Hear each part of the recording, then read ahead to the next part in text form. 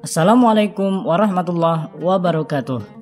Selamat datang di channel YouTuber Labil bersama saya Muhammad Ismail. Di video kali ini kita akan membahas topik yang sangat menarik dan penting, terutama untuk kalian yang ingin memahami lebih dalam tentang konsep-konsep dalam dunia bisnis syariah. Di video kali ini, kita akan mengupas tuntas berbagai akad yang biasa digunakan dalam bisnis syariah, seperti salam dan istisna, mudharabah, musyarakah, ijarah, dan akan kita jabarkan dengan contoh yang simpel yang mudah dipahami. Jadi, pastikan kalian tonton video ini sampai habis ya. Nah, jika kamu baru pertama kali mampir di channel ini, jangan lupa untuk klik tombol subscribe-nya dan juga like-nya. Aktifkan juga lonceng notifikasinya agar tidak ketinggalan video-video menarik lainnya. Yuk langsung saja kita mulai pembahasan kita pada video kali ini. Transaksi dalam Islam. Nah, transaksi dalam Islam itu disebut dengan akad. Lalu apa akad itu? Akad adalah perjanjian antara dua pihak atau lebih untuk melakukan suatu transaksi dengan syarat tertentu yang sesuai dengan syariat Islam.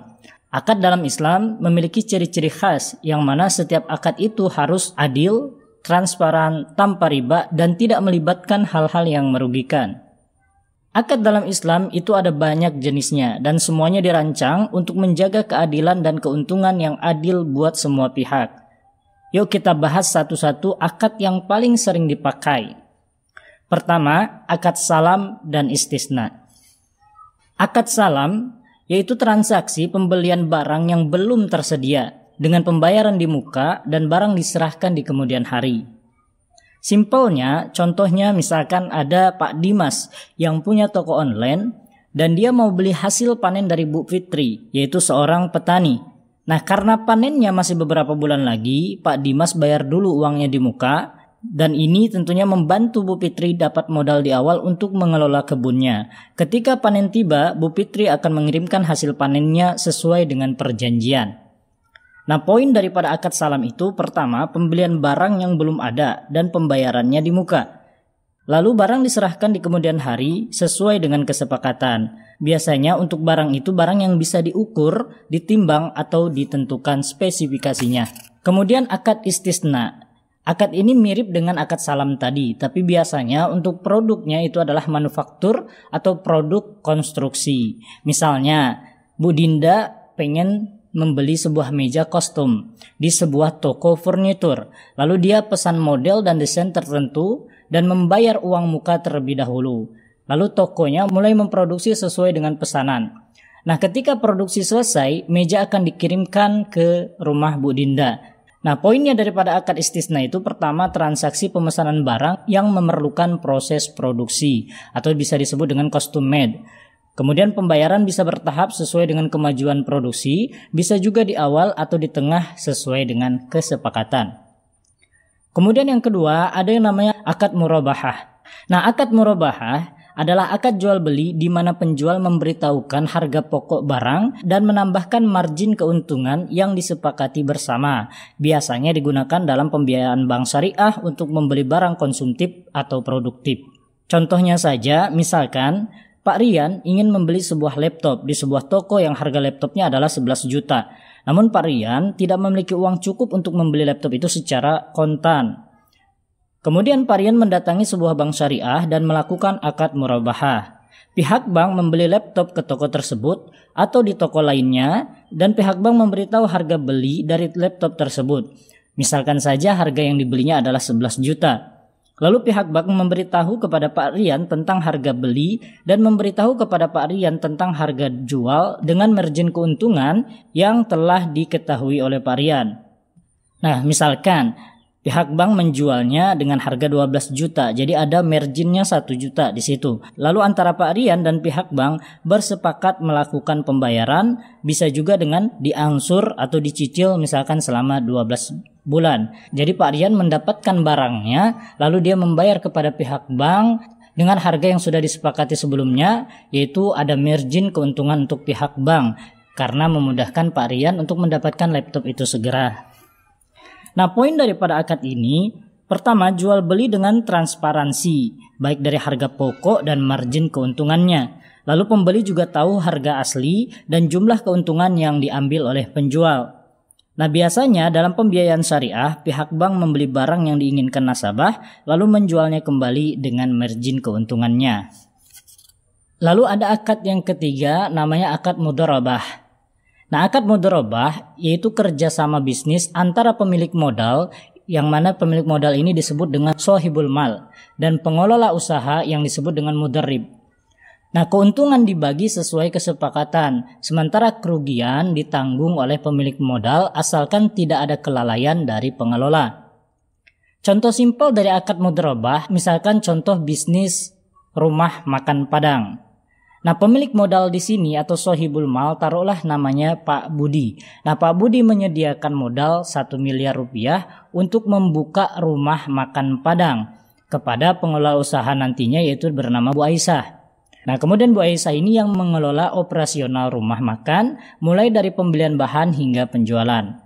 Lalu pembagian keuntungannya, laba bersih itu dibagikan 60% kepada Pak Budi dan 40% kepada Bu Aisyah.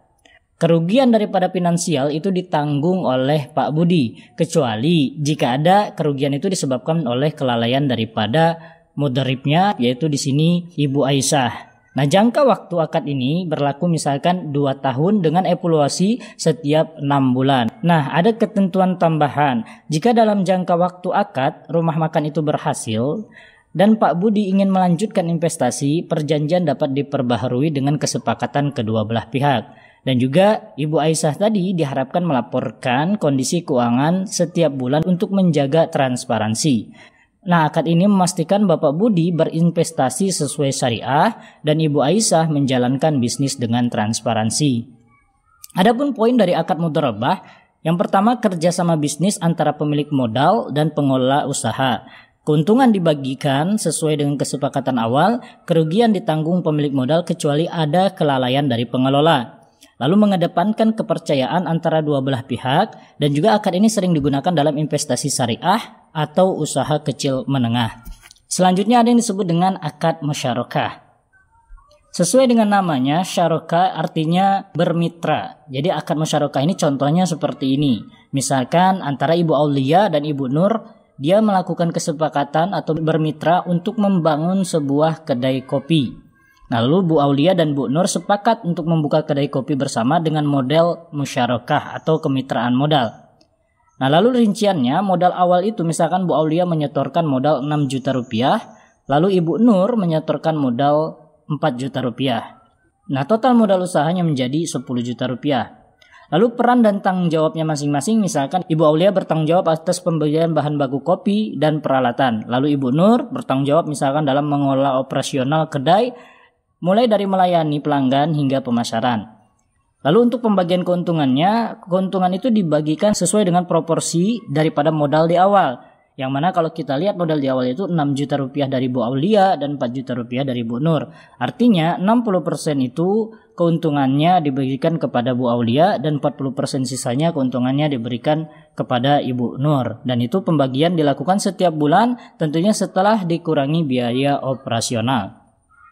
Lalu jika ada kerugian juga dibagikan secara proporsi modal. 60% untuk Bu Aulia dan 40% untuk Bu Nur selama tidak ada kelalaian dari salah satu pihak. Keduanya sepakat untuk menjalankan bisnis kedai kopi dengan prinsip kerjasama yang adil, transparansi, dan berbagi keuntungan serta risiko yang sesuai dengan prinsip syariah. Poin daripada akad musyarakah diantaranya kemitraan bisnis di mana masing-masing pihak menginvestasikan modal. Lalu keuntungan dan kerugian dibagi sesuai dengan proporsi modal tadi dan mengedepankan tanggung jawab bersama. Dan terakhir ada yang namanya akad ijarah. Nah, akad ijarah itu adalah akad sewa menyewa barang atau jasa dengan pembayaran yang telah disepakati.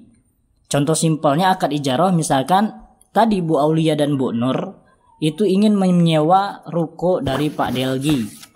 Tadi kita sudah tahu Bu Aulia dan Bu Nur itu membuat satu kedai kopi, namun dia belum memiliki lapak atau ruko. Akhirnya dia menghubungi Pak Delgi untuk menyewa ruko.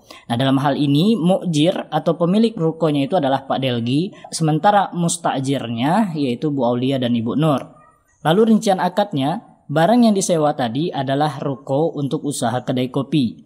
Dan jangka waktu sewa misalkan 1 tahun, dari 1 Januari sampai 31 Desember 2024. Dan harga sewa misalkan 24 juta per tahun, dibayarkan 12 juta di muka dan sisanya setelah 6 bulan. Nah, dalam hal ini, tanggung jawab bagi penyewa, yaitu Ibu Aulia dan Ibu Nur bertanggung jawab atas pemeliharaan ruko dan biaya utilitas, baik listrik atau air dan lain sebagainya. Sementara tanggung jawab daripada pemilik ruko, yaitu Pak Delgi, dia bertanggung jawab atas perbaikan besar daripada rukonya tersebut. Dengan ketentuan nanti perpanjangan sewa harus dikonfirmasi 2 bulan sebelum kontrak berakhir atau sesuai dengan kesepakatan. Nah, akad ini disepakati sesuai dengan prinsip syariah tanpa ada unsur riba, dengan pembayaran dan kewajiban yang jelas antara pihak-pihak yang terlibat. Nah, teman-teman, akad-akad dalam Islam itu fleksibel banget kan? Dan bisa kita terapkan dalam berbagai keperluan di dalam kehidupan sehari-hari, terutama di dalam kehidupan modern, baik untuk usaha, beli rumah, sewa barang, dan lain sebagainya. Intinya, setiap akad ini memastikan transaksi itu adil, tanpa riba, dan jelas keuntungannya. Nah, semoga penjelasan ini bermanfaat untuk teman-teman sekalian, dan bagi teman-teman yang masih memiliki pertanyaan, silahkan tulis di kolom komentar ya.